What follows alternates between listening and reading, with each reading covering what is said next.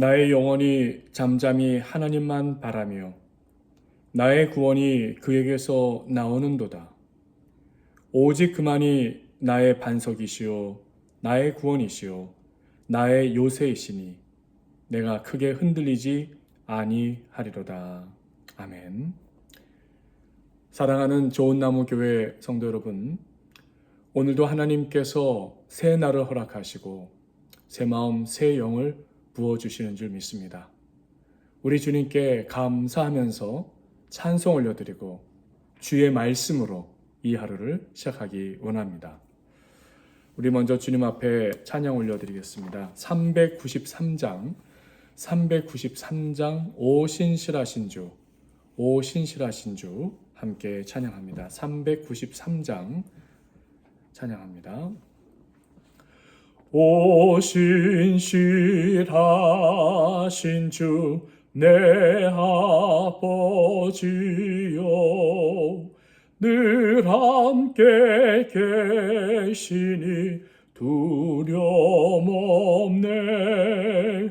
그 사랑 변찮고 날 지키시며 어제나 오늘이 한결같네. 오 신실하신 주, 오 신실하신 주, 날마다 자비를 베푸시며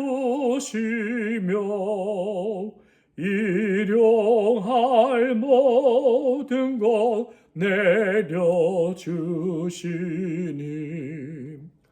오 신실하신 주 나의 구주.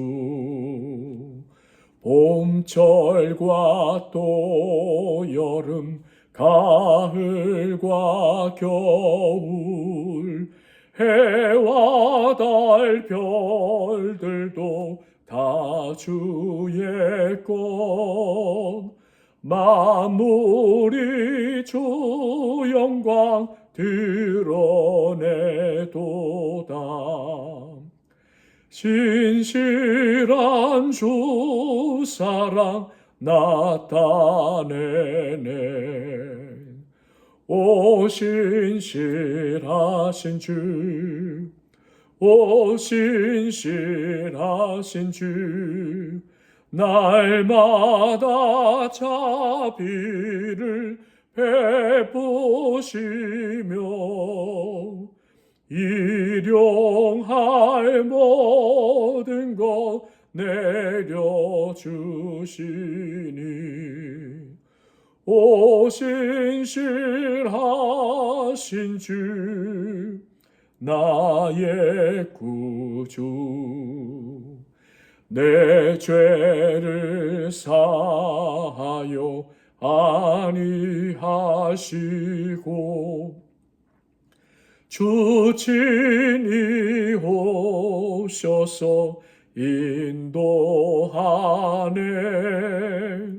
오늘의 힘되고 내일의 소망, 주만이 만복을 내리시네. 오 신실하신 주, 오 신실하신 주, 날마다 자비를 베푸시며 일용할 모든 것 내려주시니 오 신실하신 주 나의 구주. 아멘. 우리 주님의 말씀 함께 읽기 원하는데요. 오늘은 느헤미야 2장 1절에서 8절까지입니다. 제가 가진 성경으로 구약 성경 728페이지에 있습니다. 느헤미야 2장 1절에서 8절까지의 말씀. 구약성경 728페이지 말씀을 제가 읽겠습니다. 아닥사스다 왕 제20년 니사널에 왕 앞에 포도주가 있기로 내가 그 포도주를 왕에게 드렸는데 이전에는 내가 왕 앞에서 수심이 없었더니 왕이 내게 이르시되 내가 병이 없거늘 어찌하여 얼굴에 수심이 있느냐 이는 필연 내 마음에 근심이 있음이로다 하더라. 그때 내가 크게 두려워하여 왕께 대답하되 왕은 만세수를 하옵소서. 내 조상들의 묘실이 있는 성읍이 이제까지 황폐하고 성문이 불탔사오니 내가 어찌 얼굴에 수심이 없사오리까 하니 왕이 내게 이르시되 그러면 내가 무엇을 원하느냐 하시기로 내가 곧 하늘의 하나님께 묵도하고 왕에게 아뢰되 왕이 만일 좋게 여기시고 종이 왕의 목전에서 은혜를 얻었사오면 나를 유다 땅 나의 조상들의 묘실이 있는 성읍에 보내어 그 성을 건축하게 하옵소서 하였는데 그때 왕후도 왕 곁에 앉아 있었더라. 왕이 내게 이르시되 내가 몇 날에 다녀올 길이며 어느 때에 돌아오겠느냐 하고 왕이 나를 보내기를 좋게 여기시기로 내가 기한을 정하고 내가 또 왕에게 아뢰되 왕이 만일 좋게 여기시거든 강 서쪽 총독들에게 내리시는 조서를 내게 주사 그들이 나를 용납하여 유다에 들어가기까지 통과하게 하시고 또 왕의 살림 감독 아삽에게 조서를 내리사 그가 성전에 속한 영문의 문과 성곽과 내가 들어갈 집을 위하여 들보를 쓸 제목을 내게 주게 하옵소서 하매 내 하나님의 선한 손이 나를 도우심으로 왕이 허락하고. 아멘. 오늘 말씀 느헤미야 2장 1절에서 8절 말씀 읽었는데요. 1절 말씀 보면은 이 왕이 앞에 술이 있기로 내가 왕에게 드렸는데 이제는 내가 왕의 앞에서 수색이 없었더니 어제 우리 느헤미야 1장 말씀 이렇게 묵상했죠. 그 후로 4개월 정도의 시간적 간격이 있는 것으로 보게 돼요. 이 느헤미야가 4개월 이상 조국의 비참한 소식을 듣고 하나님 앞에 무릎을 꿇고 민족의 죄를 회개하고 하나님의 약속을 의지하여 간절히 기도했던 시간이겠죠. 그 결과로 그의 얼굴은 무척 수척해지고 조국을 생각하고 슬퍼하는 마음이 얼굴에도 나타났다. 슬픈 표정이 나타났다 할 수 있습니다.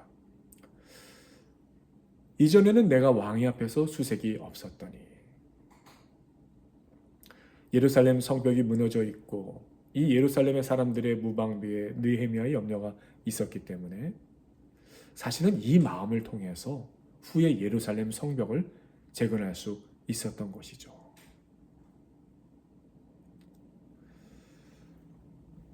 자, 오늘 말씀 하나 드리고 싶은 것 바로 하나님의 뜻대로 하는 근심이 우리 믿는 사람에게는 있어야 한다라는 것이에요.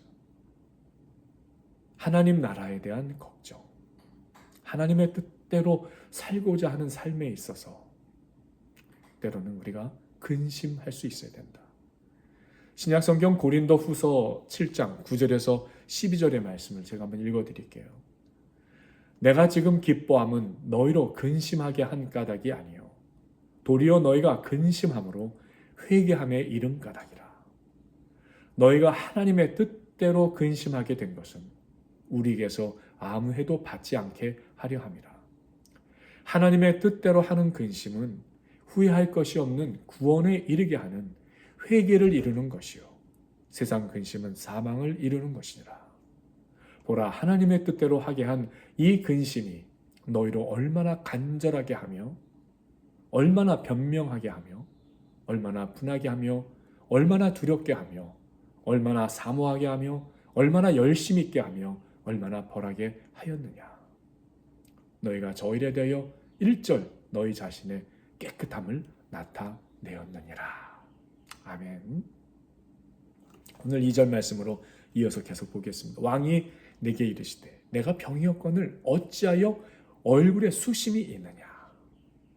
느헤미야가 하나님 뜻 안에서 어떤 하나님이 이루시는 그 백성들에 대한 고민으로 수색이 있을 때에 왕이 그를 주목하였다라는 말씀이 나오죠.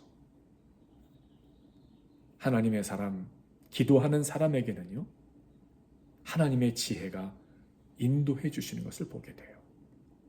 내가 왜 얼굴에 수심이 있느냐 물었을 때에 그 대답이 굉장히 중요한 것이었어요. 자칫 추방을 당할 수도 있고 처형을 당할 수도 있는 상황일 수도 있어요.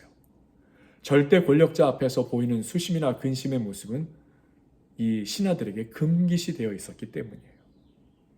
또 이미 조서가 내려진 예루살렘 성벽에 대한 재료는 왕의 절대 권력에 도전하는 반역 행위가 될 수도 있었어요. 그런데 하나님께서는 기도하는 자에게 지혜를 주셔서 지혜로운 대화를 이루게 하셨어. 3절에서 5절 말씀에 보면 개인적인 대화. 왕께 대답하되 왕은 만세수를 하옵소서. 왕의 열조의 묘실이 있는 성읍이 이제까지 황무하고 성읍이 소화되어 싸우니 왜 수색이 없사오리까. 왕과 친분이 있는 개인적 관계를 가지고 대화를 열어가면서 결국은 나를 유다 땅 나의 열조의 묘실 있는 성읍에 보내셔서 그 성읍을 중건하게 하옵소서라고 하는 민족을 위한 이야기까지 자연스럽게 이어져가는 이 느헤미야의 지혜로운 대화를 보게 됩니다. 기도하는 사람에게는 이와 같이 하나님께서 지혜롭게 대화할 수 있는 지혜로 인도하는 길을 열어주시는 것이죠. 그리고 가장 중요한 것은 기도하는 사람에게는 하나님의 선한 손이 도와주시는 것이요. 오늘 말씀 8절입니다. 내 하나님의 선한 손이 나를 도우심으로 왕이 허락하고 내 하나님의 선한 손이 나를 도우심으로 왕이 허락했다. 4개월간의 기도 속에서 결국은 하나님의 선한 손이 도와주셨기 때문에 기도하였지만 하나님의 손길이 도와주셨기 때문에 이 모든 것을 이루어 주셨다. 사랑하는 성도 여러분, 오늘도 주님의 말씀 묵상하고 기도로 시작하는 성도 여러분의 삶에 하나님의 선한 도우심이 인도해 주실 줄로 믿습니다. 이 믿음 안에서 하나님의 지혜와 권능으로 살아가는 이 하루가 되시기를 간절히 축원드립니다. 오늘도 복되고 귀한 하루 되시기를 간절히 축원드립니다. 아멘.